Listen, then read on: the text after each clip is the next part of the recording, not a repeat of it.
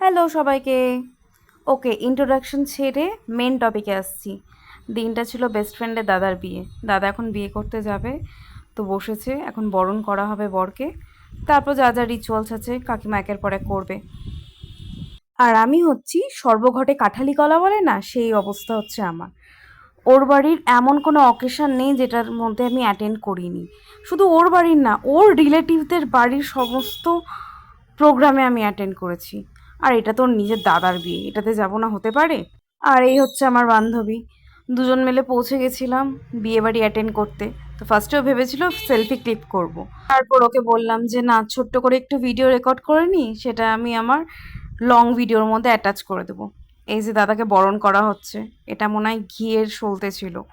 তো যা যা নিয়ম, এই যে কোলবর, একদম সেম বরের মতো, ওপরে লাল কুর্তা আর নিচে হোয়াইট ধুতি, দুটো পরে রেডি।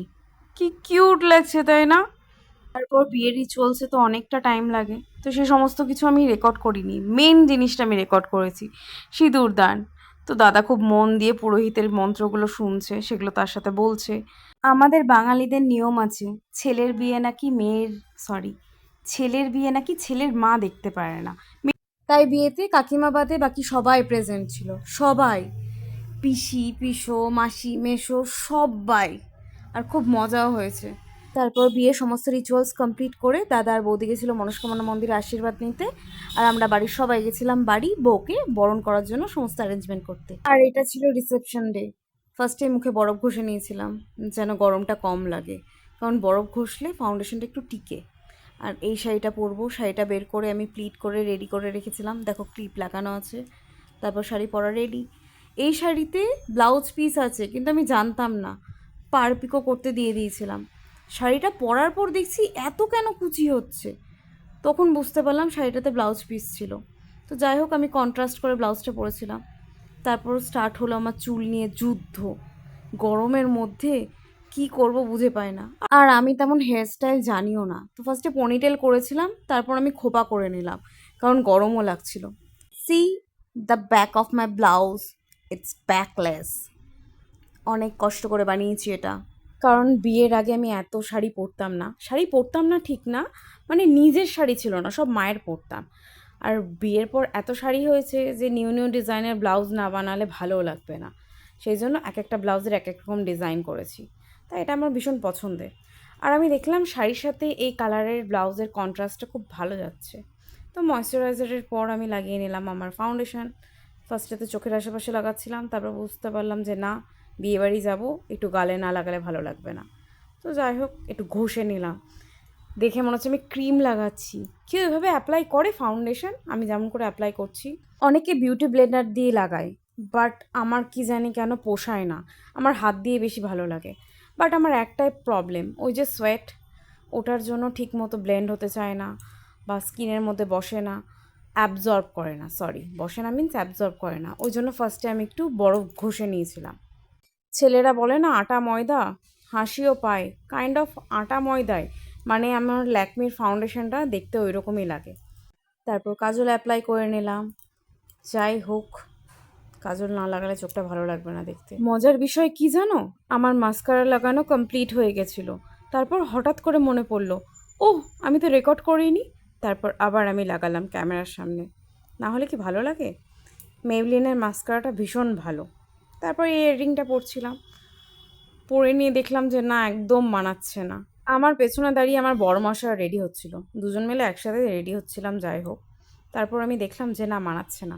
ওটা চেঞ্জ করে তারপর আমি এই ইয়াররিংটা আর মালাটা একটু ডিজাইন করে পরেছিলাম। নর্মাল মালাটা, বাট একটু ক্যারামতি দেখিয়েছি।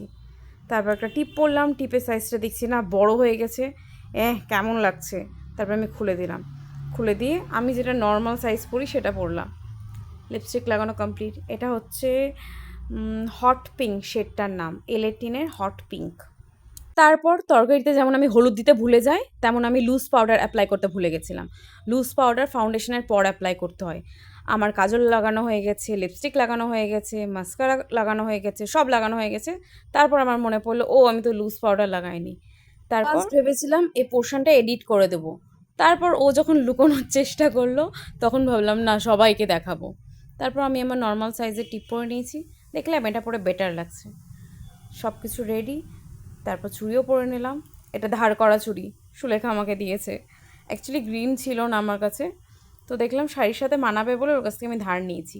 প্লিট করে শাড়িটা কেমন লাগছিল, তাই কি বলে এক পাল্লা ছেড়ে দিলাম, এটাই তো বলে হয়তো, আমি এটাই বলি, আমি জানি না কি বলে।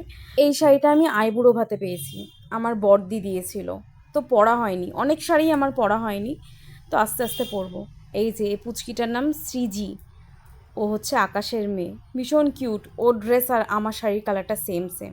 বাবার কাছে যাওয়ার জন্য খুব কান্না করছিল। দেখো ওকে, দেখলে বুঝতে পারবে কতটা কিউট, কি মিষ্টি লাগছে দেখতে। ড্রেসের কালারটাও হেব্বি, কারণ আমার শাড়ির কালারটা হেব্বি। এই যে বউ ওখানে বসে আছে, ফার্স্টে আমি ওটা ভিডিও নিইনি, কেমন লাগবে কি ভাববে সেজন্য আমি নিইনি, দূর থেকে নিচ্ছিলাম। এই যে সবাই দাঁড়িয়ে আছে, আমার বর, ওই যে বিলাস কফি খাচ্ছে।